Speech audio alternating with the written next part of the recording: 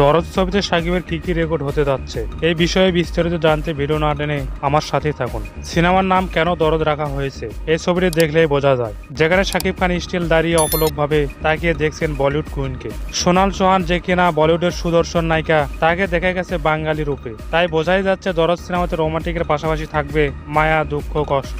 তাই দরদ ছবির মাধ্যমে একাধিক রেকর্ড হতে যাচ্ছে সাকিব খানের, যা ঢালিউডের কোনো নায়ক আজ পর্যন্ত করতে পারেনি। সেই সব ইউনিক রেকর্ড করতে চলেছেন আমাদের সুপারস্টার।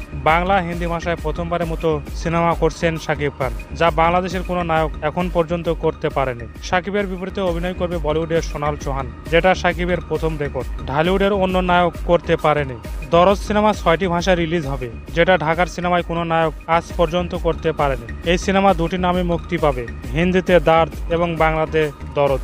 মজার ব্যাপার, দরদ ছবিতে 10টির বেশি লোক আমরা দেখতে পাবো, যেটা বাংলা সিনেমার জন্য একটি ইতিহাস হতে যাচ্ছে। ছবির অ্যাকশন ডিরেক্টর থাকবে সাউথের কানাল কান্নান ও কিল্লি শাকার, যা বাংলা সিনেমায় তাদের প্রথম কাজ।